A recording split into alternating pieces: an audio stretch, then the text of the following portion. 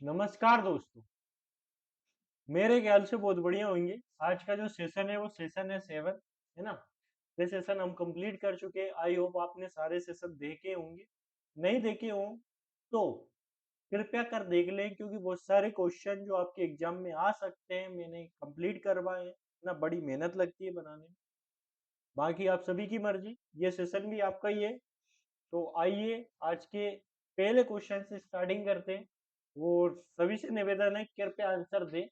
मेरे आंसर देने का इंतजार ना करें, क्योंकि अगर आप आंसर देंगे तभी आपका ये रहेगा कि आपका प्रैक्टिस हो रहा है। बाकी मैं एक क्वेश्चन सोल्व करवाता हूँ, उसमें उसमें मतलब ये मान लो 5-6 क्वेश्चन के आंसर मैं कंप्लीट करवा देता हूँ, ताकि आपका फास्ट रिवीजन हो सके और समय की बचत हो सके। आइए बिना किसी देरी के स्टार्टिंग करते हैं। सात सागर, नौ नारायण एवं 84 महादेव की परिक्रमा मध्य प्रदेश में किस नगर में संपन्न होती है?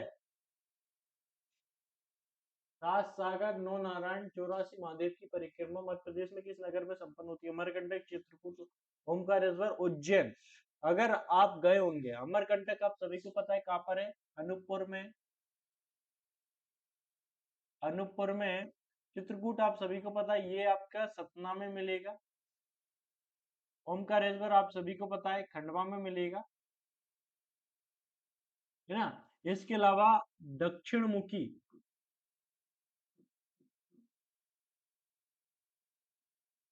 एकमात्र शिवलिंग आपको जो देखने को मिलता है वो उज्जैन में मिलता है। भगवान शिव के 12 ज्योतिर्लिंगों में से एक मात्र दक्षिण मुखी जो है वो उज्जैन में देखने को मिलता है। ये से कहा जाता है महाकाल।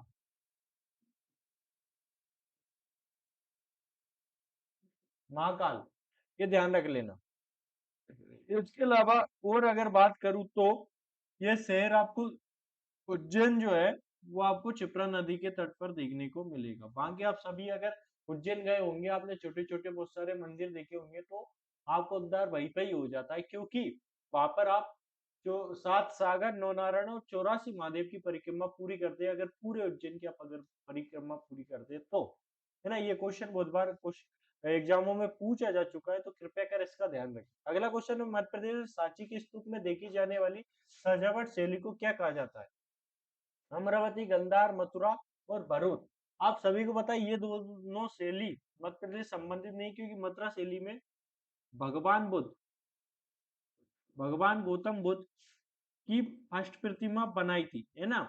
इसके अलावा गांधार शैली आपको अफगानिस्तान में देखने को मिलेगी। मथुरा शैली आप सभी को पता है दोनों में हालांकि गौतम बुद्ध की प्रतिमाएं बनती है। अमरावती शैली ये महाराष्ट्र में देखने को मिलती है। इसमें गौतम बुद्ध की माता की ये जो तस्वीर है, चित्र है, अलंकृत किया गया है, तो ध्यान रख लेना।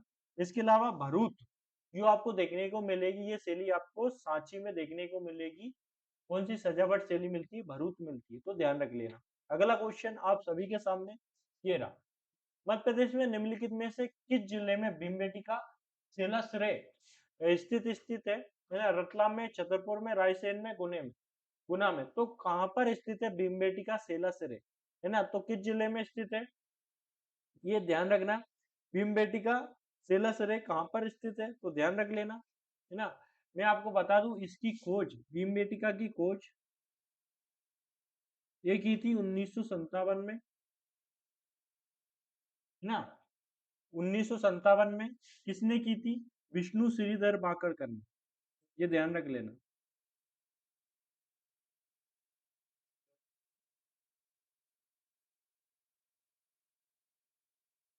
बाकरकर ने खोज की थी 1957-58 में की थी। ये ओबेदुल्लागंज, पूरा पूरा नाम ध्यान रखना, ओबेदुल्लागंज,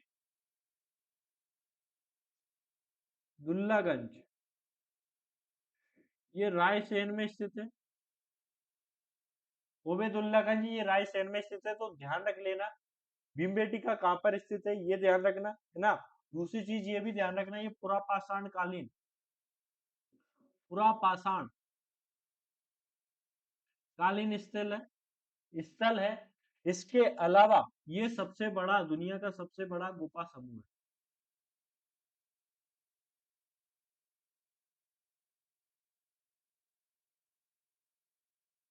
है। ये दुनिया का सबसे बड़ा गुफा समूह है, ये ध्यान रख लेना। ये आपका आंसर हो जाता है। इसके अलावा इसे यूनेस्को में कब शामिल किया गया है ना? खजुराहो को किया गया है, भीमबेटका को किया गया है और सांची को किया गया है। तो आप बताएं कि यूनेस्को में से कब शामिल किया गया है। मैं आपको एक क्वेश्चन देता रहूंगा, तो आप आंसर देते रहे। अगला क्वेश्चन आप सभी के सामने, मध्य प्रदेश के निम्नलिखित में से किस जिले में भीमबेटका सेलसरे स्थित है? ध्यान रखना, रतलाम, छतरपुर, रायसेन। तो आप इसका आंसर दें। सांची का स्तूप किस जिले में स्थित है? ध्यान रखना, विदिशा, सीहोर, रायसेन, भोपाल। सांची का स्तूप किस जिले में स्थित है? तो ध्यान रखना, सांची का स्तूप किस जिले में स्थित है, ये आपको मालूम होना चाहिए। ये मध्य प्रदेश का सबसे बड़ा स्तूप है ना? ये मध्य प्रदेश का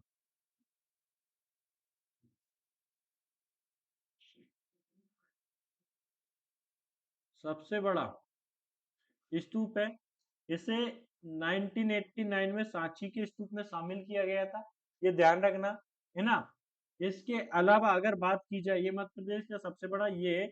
और इसका निर्माण किसने करवाया था? तो ध्यान रखना, इसका निर्माण अशोक ने करवाया था। अशोक ने किसके कहने पर? अपनी पत्नी श्रीदेवी के कहने पर। जानवी की माता नहीं है ये, वो वाली श्रीदेवी नहीं है। ये अशोक की पत्नी का नाम श्रीदेवी है। सोचो, प्रेमी जो प्रेमी थे उनने अपनी प्रेमिकाओं के लिए क्या क्या बनवाया। तुम क्या बनवा रहे हो? है ना, शाहजहां ने ताजमहल, इन्होंने सांची स्तूप, आप क्या बनवा रहे है ना? अगला क्वेश्चन की तरफ जाएंगे, है ना? तो अगला क्वेश्चन, सांची स्तूप की शिलालेख की लिपि कौन सी है? लिपि किस लिपि में लिखी गई? ब्राह्मी, प्राकृत, भोजताल या होलकर? कौन सी लिपि है ना? आप सभी को पता है कौन सी लिपि है, तो ये ध्यान रख लेना। इसकी खोज ध्यान रख लेना, सांची स्तूप की खोज भी ध्यान रखना, 1818 में जनरल टेलर जनरल टेलर द्वारा की गई। इसमें जो अवशेष हैं, अस्थि अवशेष जो रखे गए हैं, वो रखे गए हैं भगवान बुद्ध के दो शिष्य, है ना, महामोद गलायन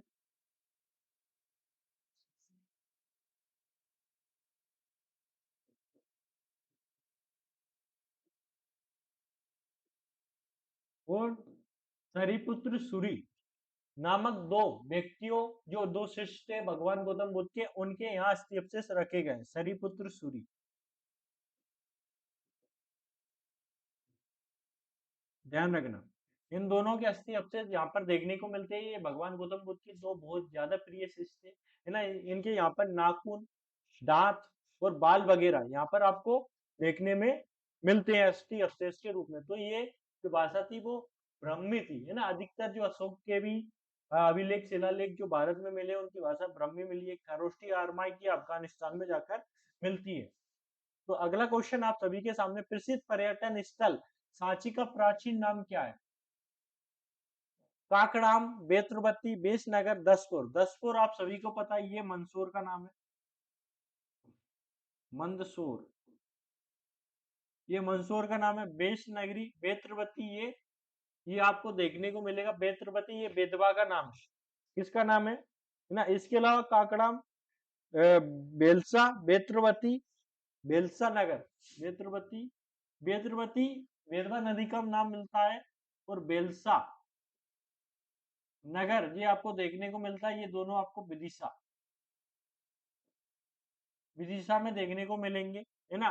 काकड़ाम ये आपको सांची में देखने को मिलेगा। दसपुर आपको मंदसौर में देखने को मिलेगा। आई होप इतने क्वेश्चन आपके क्लियर हुए होंगे। अगला क्वेश्चन आप सभी के सामने है ना, मजा कर सकते हैं ना? सांची स्तूप में हड्डी अवशेष किस स्थल को कहा जाता है? मतलब सांची स्तूप में हड्डी अवशेष कहाँ पर रखे जाते हैं, वो देख लो। हरमिका, मेदी या वेदिका? देखो भैया, अगर सांची का स्तूप अगर बनाया जाए, ये अगर सांची का स्तूप माना जाए, ये एक हर्मिका बनाई जाए, और ये इस टाइप से अगर बेदी बना दी जाए, है ना, ये बेदी, यहाँ पर ये द्वार बना दिया जाए, है ना, ये दोनों साइड से द्वार, है ना। ये आपका होता है छत्र, ये हर्मिका, है ना। इसके अलावा ये आपका हो गया प्रवेश द्वार। प्रवेश द्वार, इसके अलावा दो चीजें और बचती है, वेदिका और मेदी। ये आपकी वेदिका, है ना।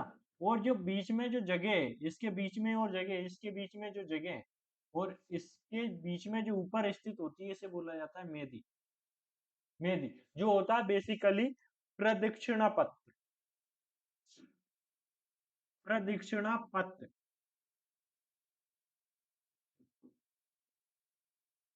यहाँ पर आप परिक्रमा कर सकते हैं, बहुत सारी चीजें यहाँ पर देखने को मिलती है। तो हड्डी अपशिष्ट आपको देखने को मिलेंगे यहाँ पर।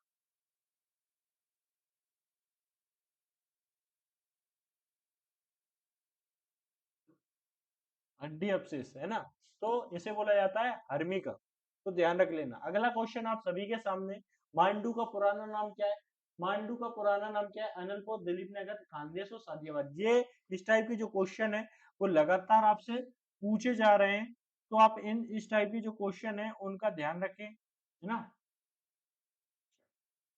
तो आप बताएं क्या नाम है, मांडू का पुराना नाम क्या है? वो सांची स्तूप रायसेन में मिलते हैं, आप सभी को पता है, वो तो चीजें बताने की नहीं। सादियाबाद किसका नाम है? इसके अलावा आपको मिलता है दिलीप नगर। दिलीप नगर ये दतिया का मिलता है ना।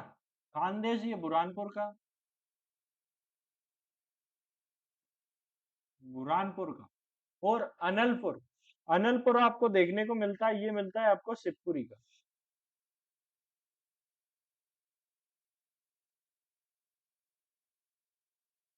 शिवपुरी। और सादियाबाद ये देखने को मिलता है, ये मांडू का नाम मिलता है। इसे बोला जाता है सादियाबाद को सिटी ऑफ जॉय। जॉय समझते हो? अरे वो क्रीम नहीं जो आप सर्दियों में लगाते हो, वो वाली। सिटी ऑफ जॉय मतलब आनंद, आनंद की नगरी, एंजॉय की नगरी। मध्य प्रदेश का प्राचीन शहर दसपुर किस नाम से जाना जाता है? ये ध्यान रख लेना। मध्य प्रदेश का प्राचीन शहर दसपुर किस नाम से जाना जाता है? ये ध्यान रख लेना, है ना। तो प्राचीन शहर दसपुर अब किस नाम से जाना जाता है? दमोह, टीकमगढ़, कटनी, मंदसौर। तो दसपुर किस नाम से जाना जाता है ये आपको मालूम होना चाहिए, है ना। टीकमगढ़, कटनी ये सभी हो गए, है ना। दसपुर आप सभी को पता है, ये मध्य प्रदेश का प्राचीन शहर है दसपुर। ये मंदसौर के नाम से जाना जाता है। ठेरी टीकमगढ़ का नाम हो गया। ये सभी ऑप्शन भी ऐसे। टेरी का प्राचीन नाम क्या हो गया? टीकमगढ़। कटनी का मुडवारा, कटनी का हो गया मुडवारा। इसके अलावा टुंडीकेर, ये दमोह का हो गया। टुंडीकेर ये आपके दमोह का नाम हो गया, है ना। तो अगला क्वेश्चन आप सभी के सामने, चंदेरी के पास, चंदेरी के पास 15वीं शताब्दी, 15वीं सदी में निर्मित पुराने मदरसा को किस रूप में जाना जाता है? उजर, एरन, खिलजी, जबलपुर, क्या नाम से जाना जाता है ना। चंदेरी के पास जो निर्मित है ना। चंदेरी के बारे में जान लो, है ना। इसकी जो निर्माण करवाया गया था कीर्तिपाल ने करवाया था, चंदेरी का किले का निर्माण।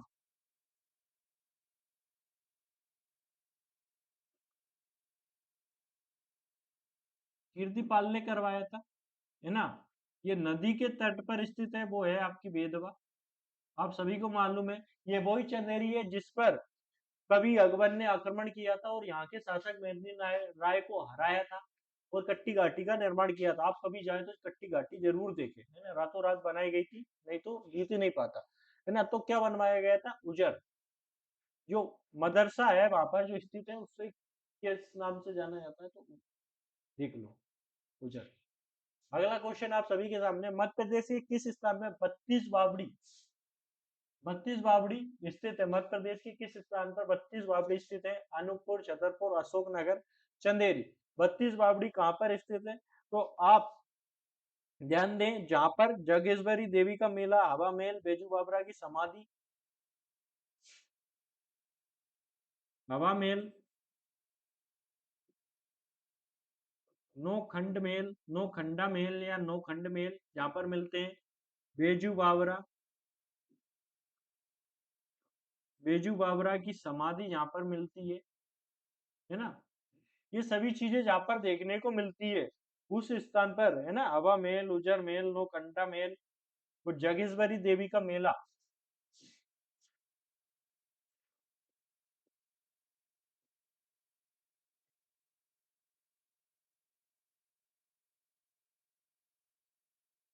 ये सभी चीजें जहाँ पर देखने को मिलती है, वो कौन सा जिला है आपका, है वो जगह है चंदेरी, है ना। चंदेरी में ये सब चीजें मिलती है। चंदेरी हालांकि अशोकनगर के अंतर्गत था। अशोकनगर का नाम जो पड़ा है वो महाराजा अशोक के नाम पर पड़ा, क्योंकि ये वहां पर रोके थे, ध्यान रख लेना। कहाँ पर रोके थे? अशोकनगर में।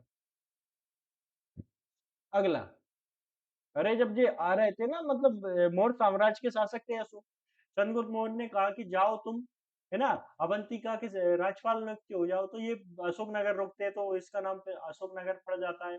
फिर ये विदिशा जाते हैं, तो वहां के एक सेठ की बेटी पसंद आ जाती है इन्हें। अरे प्यार मोहब्बत हो जाती है। प्यार मोहब्बत होने के बाद श्रीदेवी से इन्हें शादी कर लेते हैं। फिर बच्चे होते हैं महेंद्र और संघमित्रा, जिन्हें श्रीलंका भेजते हैं बौद्ध धर्म के प्रचार के लिए। पूरा ज्ञान यही दूं क्या? कुछ तो तुम पढ़ो, है ना। तो ये सभी चीजें, ये बंदर कूदनी, मार्बल के पहाड़, मध्य प्रदेश के निम्नलिखित में से किस जिले में बंदर कूदनी, मार्बल के पहाड़ वो स्थित है? इंदौर, पटना, दतिया, जबलपुर, कहाँ पर स्थित है? तो ध्यान रख लेना। ये अच्छा क्वेश्चन है ना। यहाँ पर आपको एक ऋषि ने, भृगु ऋषि ने तपस्या की थी, और भेड़ा घाट मिलता है। यहाँ पर एक ऋषि तपस्या करता है, भृगु ऋषि नाम का एक ऋषि तपस्या करता है, और फिर इसका नाम भेड़ा घाट पड़ता है। यहाँ पर ये सभी चीजें देखने को मिलती है। इसके अलावा और भी चीजें अगर आपको देखने हो, 64 योगिनी मंदिर, धुआंधार जलप्रपात, बंदर कूटनी, है ना, 64 योगिनी मंदिर यहाँ पर मिलता है।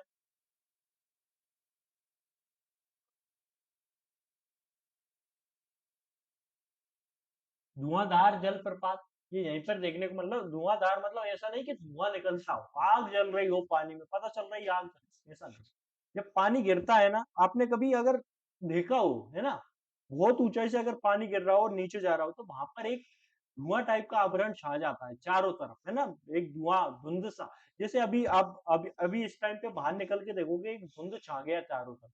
वैसा ही आवरण जब जलप्रपात से पानी गिरता है तो चारों तरफ छा जाता है, इसलिए उसे धुआंधार बोला जाता है। ऐसा नहीं, नहीं तो बोलने लग जाए कि पानी में लग गई आग, है ना। गाना नहीं है भैया, ऐसा नहीं है। गाने में तो कुछ भी कर दो कि पानी में लग गई आग, अरे ऐसे थोड़ी ना पानी में आग लगा दो, कुछ भी। हरदा जिले की प्रसिद्ध तेली सराय कहाँ स्थित है? हरदा जिले का प्रसिद्ध तेली सराय कहाँ पर स्थित है? तो ये ध्यान रखो, आंडिया, चंदेरी, नेवावर, सिवनी, है ना। तो हरदा जिले का प्रसिद्ध तेली सराय कहाँ पर स्थित है, ये आपको ध्यान होना चाहिए, क्योंकि हरदा जिले के तेली सराय में आपको मिलता है मुल्ला दो प्याजा, मकड़ाई का किला, रिद्धेश्वर मंदिर, रिद्धेश्वर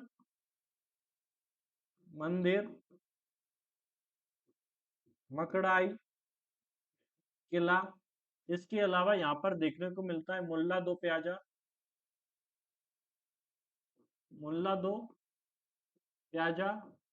जो मुल्ला दो प्याजा जो देखने को मिलता है वो है भैया कि ये अकबर के नवरत्नों में से एक है।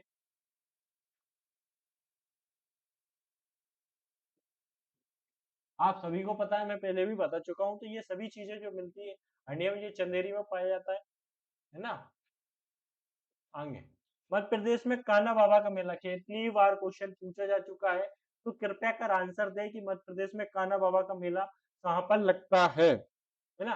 होशंगाबाद, सोडलपुर, बड़वानी, रीवा। तो मध्य प्रदेश में कान्हा बाबा का मेला कहाँ पर लगता है? तो ये ध्यान रख लेना।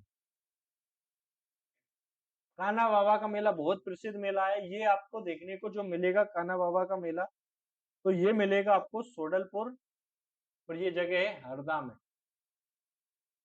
कहाँ पर मिलेगा? सोडलपुर, और ये जगह है हरदा में। सयाजी द्वार, ये अच्छा क्वेश्चन है, अगर आपको आता है तो आप आंसर दें।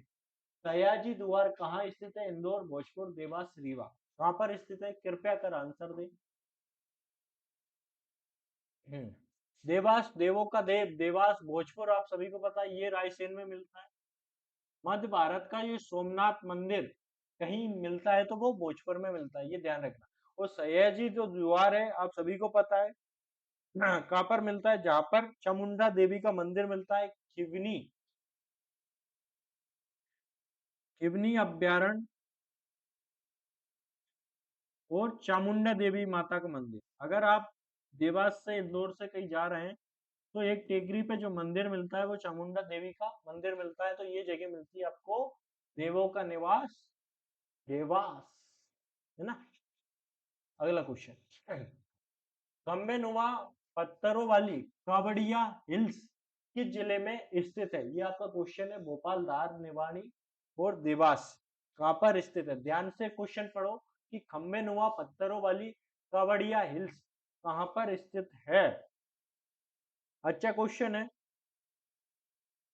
तो ये आपको मिलती है कहाँ पर, ये भी आपको मिलती है देवास में। ये क्वेश्चन कितनी बार रिपीटेड हो चुका है छोटे बड़े एग्जामों में, तो ध्यान रखना। अगला क्वेश्चन आप सभी के सामने, चित्रकूट रामायण काल से ही एक लोकप्रिय नाम है, यह मध्य प्रदेश के किस जिले में स्थित है, ये ध्यान रखना। चित्रकूट किस जिले में स्थित है ना। सतना, रीवा, पन्ना, सीधी। देखो भैया, चित्रकूट के घाट पे वही संतन की भीड़, तुलसीदास जी चंदन घिसे, तिलक करे रघुवीर। ये ध्यान रखना, चित्र वही जगह है, ये वही वाला चित्रकूट है। और चित्रकूट वही है जगह है। इसके अलावा मैं कुछ और बता देता हूँ, मंदाकिनी नदी है ना, अनसुईया आश्रम, भरत मिलाप मंदिर। नदी कौन सी है, मंदाकिनी, ध्यान रखना। इस नदी के तट पर कौन बसा है, चित्रकूट। इसके अलावा अनसुईया आश्रम,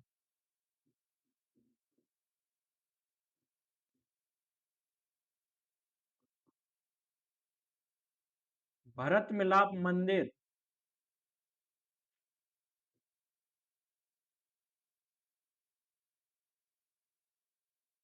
ना। अनसुईया आश्रम आपने देखा होगा, अनसुईया आश्रम, वो माता अनसुईया के बारे में सुना होगा आपने कि वो जो माता अनसुईया वो थी कि तीनों देव, है ना। माता अनसुईया से उन्होंने निवेदन किया कि हम वहां पे निर्वस्त्र देखना चाहते हैं, ऐसा कहावतों में बताया जाता है। तो उन्होंने बोला कि ये तो पॉसिबल नहीं है, क्योंकि ये बहुत सतीव्रता थी, बाकी जो देवियां थी वो जल्दी थी, है ना, इनसे, इसलिए पूछा जाता है तीनों देवों। तो उन्होंने जल लिया और छिड़क दिया। छिड़कने के बाद ये बच्चे बन गए, है ना, एक एक साल के, छह छह महीना के। इसके बाद वो इनके सामने निर्वस्त्र होती है, ऐसा था इनका सतीत्व का प्रताप, है ना। और वर्तमान में अगर रिपोर्टें देखी जाए एक्सटर्नल मेरिट अफेयर की, तो सर्वाधिक केस जो देखने को मिल रहा है वो इंडिया में मिल रहा है। मतलब शादीशुदा इंसान या स्त्री हो या पुरुष, सबसे ज्यादा मेरिटल एक्सटर्नल मेरिटल अफेयर है, क्योंकि पता नहीं वो एक दूसरे से एक साल तक खुश रहते हैं, इसके बाद तो ना खुशी रहती है, पता नहीं क्या रीजन है, लेकिन जो भी है देख लो। ये भरत, हनुमान धारा, सीता कुंड, राम घाट। इसके अलावा हनुमान धारा, हनुमान धारा, सीता कुंड, ये सभी चीजें आपको देखने को मिलती है, वो है सतना में। अगला क्वेश्चन, अकबर के समय तुलसीदास द्वारा रचित रामचरितमानस की रचना किस स्थान पर की गई, ये आपके लिए बहुत अच्छा क्वेश्चन है।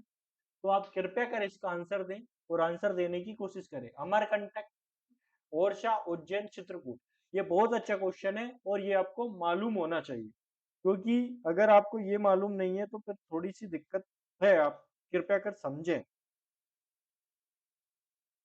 यहीं पे कामादगिरी, कामादगिरी तीर्थ स्थल मिलता है। इसके अलावा चित्रकूट, यहीं पे चित्रकूट वही है भैया, चित्रकूट के तट पर ही की गई थी इन्होंने, है ना। और चित्रकूट जो कर्मस्थली है, ध्यान रख लेना, ये कर्मस्थली वो रही है अब्दुल रहीम काने काना।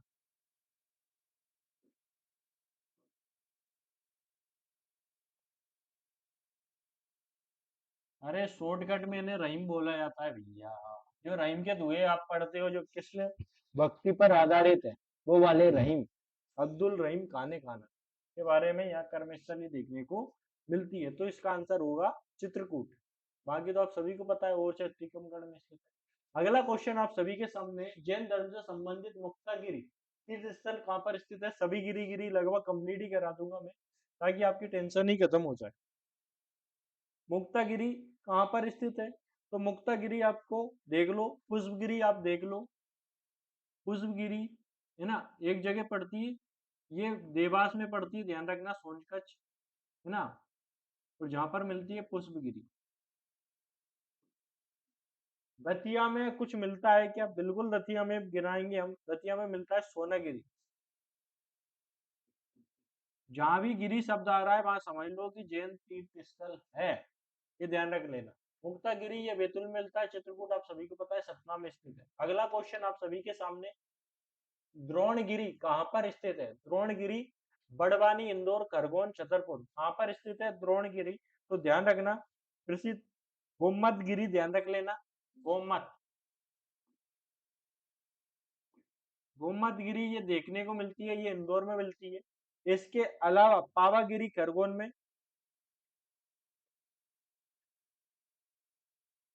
है ना। 52 गजा, ये भगवान ऋषभ देव की मूर्ति, जैन जैन तीर्थंकर भगवान ऋषभ देव की मूर्ति यहाँ पर माना जाता है। 52 फीट लंबी होने के कारण इसका नाम 52 गजा पड़ा, ध्यान रख लेना। यहाँ पर मिलती है, तो द्रोणगिरी आपकी छतरपुर में होगी। अगला आंसर, मतुंगगिरी जैन तीर्थ स्थल कहाँ पर स्थित है? कृपया आंसर दें, सागर, धार, कुंडलपुर, बड़वानी, आंसर दें, इसके बाद मैं दूंगा। मंगलगिरी के बारे में लिख लें,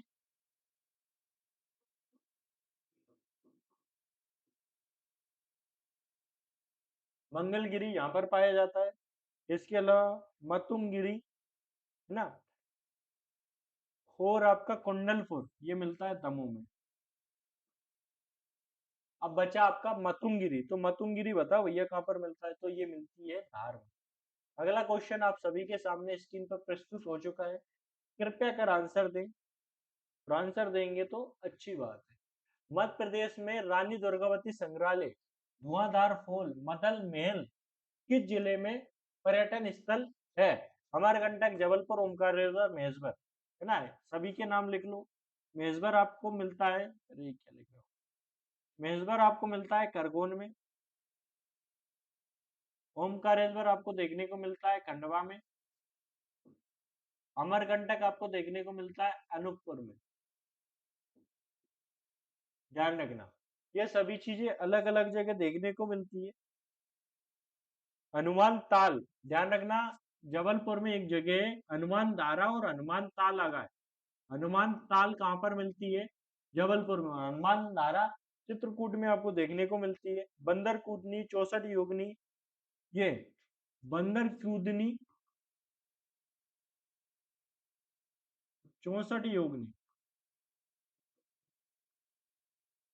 जो मंदिर है ना, ये सभी ये कहाँ पर मिलते हैं? ये जबलपुर में आपको देखने को मिलते हैं। और दुर्गावती संग्रहालय,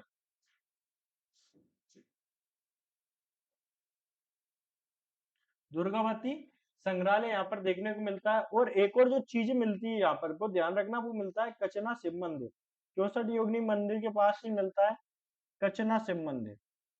ये नया नाम है, ध्यान रख लेना, कचना का शिव मंदिर, ये भी आपको जबलपुर में मिलता है। तो ये सभी चीजें आपको देखने को मिलती है जबलपुर में। अगला, बाघ नामक स्थल कहाँ पर स्थित है? आंसर दें, ग्वालियर के पास, इंदौर के पास, भोपाल के पास, उज्जैन के पास। तो ध्यान रखो, जो एक 150 किलोमीटर की दूरी पर स्थित है। और बाघ की गुफाएं आप सभी को पता है धार में स्थित है। और बाघ की गुफाएं किसके समान है? अजंता की गुफाओं के समान है। और अजंता की गुफाएं कहाँ पर है आपकी? महाराष्ट्र में स्थित है। तो धार पास में, धार कहाँ पर पड़ेगा? इंदौर के पास, लगभग 150 किलोमीटर की दूरी पर आपको ये गुफाएं देखने को मिलती है बाघ नामक स्थान पर। अगला क्वेश्चन आप सभी के सामने है, विदिशा में स्थित उदयगिरी में कितनी गुफाएं स्थित है? उदयगिरी है ना, तो आप सभी को पता है कि इसमें उदयगिरी जो गुफा है उसमें हिंदू प्लस जैन मंदिर से संबंधित है। पांचवी गुफा भगवान विष्णु के 12 अवतार, अरे यार, हिंदू प्लस जैन मंदिर से संबंधित है। पांचवी गुफा वराह अवतार, वराह वराह अवतार से मिलती है। वराह अवतार मतलब स्वर्ग का अवतार लिया था भगवान ने, जब किसी जो राक्षस थे उन्होंने पृथ्वी को रसातल में जाकर छोड़ दिया गया था, मतलब जहाँ गंदगी होती, इसलिए भगवान विष्णु को शिव का अवतार लेना पड़ा, है ना। शिव का अवतार, शिव सॉरी, वराह अवतार लेना पड़ा। वराह अवतार के बाद वो सुअर बने, सुअर के बाद वो चले उस गंदगी में और वहां से पृथ्वी लाए, है ना। और हमारा जीवन वापिस चालू हुआ। हाँ, लेकिन वर्तमान कलयुग में तो बहुत सारे राक्षस है, कोई नया राक्षस आने की जरूरत ही नहीं है, और सभी को पता है प्रदूषण ही इतना फैल रहा है, पेड़ पौधे काट दिए गए हैं, है ना। चारों तरफ मतलब की दुनिया है, तो राक्षसों की तो कमी नहीं है। भगवान आए तो आए, किसको मारे, है ना। राक्षस होते तो मार देते, यहाँ पर तो इंसान ही राक्षस बन चुके हैं। पहली और 20वीं गुफा आपकी जैन धर्म से संबंधित मिलती है, तो टोटल गुफाएं यहाँ पर 20 हो गई। अगला क्वेश्चन, मध्य प्रदेश का प्रसिद्ध रेवा कुंड कहाँ पर स्थित है? इसका आंसर दे। मध्य प्रदेश का प्रसिद्ध रेवा कुंड कहाँ पर स्थित है? तो ध्यान रखो, रेवा कुंड आपको जहां पर मिलेगा, और ये किस लिए बनाया था? रेवा कुंड धार में स्थित है। धार में बनाया गया था बाज बहादुर, बाज बहादुर द्वारा अपनी रानी रूपमती, वही रूपमती जिसकी समाधि सारंगपुर में मिलती है, राजगढ़ में, जो अकबर द्वारा बनवाई गई थी, क्योंकि अकबर को लगा था कि यार मैंने किसकी हत्या कर, ना। वही बाज बहादुर है जो रानी दुर्गावती से 2 बार हार चुका था, इसके बाद संगीत प्रेमी हो गया था। सोचो, अपनी रानी रूपमती के लिए इन्होंने मांडू, मांडू में क्या बनवाया था? रेवा कुंड बनवाया था। ध्यान रखना, रीवा में नहीं, रेवा कुंड मांडू में, है ना, ताकि यहाँ से नर्मदा नदी के दर्शन हो सके। अपनी प्रेमिका के लिए बनवाया था, कोई मतलब नहीं। लेकिन आजकल के प्रेमी देख लो, प्रेमिका अगर बेचारी बोल रही कहीं घुमाने ले जाओ, कहीं मूवी दिखाने ले, नहीं, पैसे ही नहीं, बेरोजगार आदमी क्या करे, इस टाइप से। तो वो तो सोचो, शाहजहां ने मुमताज के लिए ताजमहल बनवा दिया। जो अशोक थे उन्होंने अपनी पत्नी के कहने पर सांची स्तूप बनवा दिया। इसके अलावा बाज बहादुर ने रेवा कुंड बनवा दिया। तुमने अपनी गर्लफ्रेंड के लिए क्या बनवाया? बेकार इंसान। अरे ताजमहल बनवा दो, कोई मंदिर बनवा दो, कुछ तो बनवा दो, बेचारी को घुमाने ले जाओ, कुछ तो करो। चंबल की घाटी में आटेर दुर्ग किस वंश द्वारा निर्मित किया गया? है ना, तोमर, चंदेल, भदौरिया, चौहान। देखो भैया, तोमर जो थे आपके ग्वालियर में थे। अरे लगाओ आंसर। चंदेल आपके थे बुंदेलखंड में, और तोमर जो थे भिंड मुरैना के आसपास वाला क्षेत्र में थे, और चौहान दिल्ली अजमेर वाले। पृथ्वीराज चौहान के बारे में सुना है? जो अगर पृथ्वीराज चौहान अगर नहीं हारता, तो अपने देश में मुस्लिमों का इतिहास हम नहीं पढ़ रहे, है ना। लेकिन इससे पहले रात्रिकालीन प्रथम अभियान में आप सभी को पता है कौन सा अभियान हुआ था, है ना, जिसमें आला उदल मारे गए थे। उसके बाद ये युद्ध होता है, इसमें फिर ये हार जाता है, एक बार तो हरा देता है, दूसरी बार खुद हार जाता है वो। तो आप इसके बारे में बात करो। शबनम, ये है जो आटेर का किला बनवाया गया, इसका मूल नाम देवगिरी था, ध्यान रखना। और ये एक शासक था जिसका नाम, ध्यान रखना, वदन सिंह। इसका निर्माण वदन सिंह ने करवाया था, और इसका मूल नाम देवगिरी मिलता है। इस किले का मूल नाम जो देखना मिलता है वो देवगिरी मिलता है। मूल नाम ये था इस किले का, ध्यान रख लेना। और निर्माण वदन सिंह ने करवाया था, तो ध्यान रखना, वो था आपका भदौरिया शासकों ने ये करवाया था। ये ध्यान रख लेना, नहीं तो उल्टे सीधे क्वेश्चन आंसर लगा के आए और फिर बोले अरे यार ये तो बस पढ़ा था, गलती से गलती, गलती से गलती नहीं होता, ध्यानपूर्वक पढ़ो, नहीं होगा। ऐतिहासिक नगरी, आनंद की नगरी, सिटी ऑफ जॉय, मांडू किस जिले में स्थित है? तो इसका भी आंसर दें। सिटी ऑफ जॉय, आनंद की नगरी, खुशी ऑफ जॉय, है ना, तो कहां पर स्थित है? जहां पर नीलकंठ मंदिर स्थित है, हुसैन शाह का मकबरा, जामा मस्जिद, नीलकंठ मंदिर, हुसैन शाह का मकबरा, ये सभी स्थित है उस जगह पे। और आनंद नगरी मतलब सिटी ऑफ जॉय।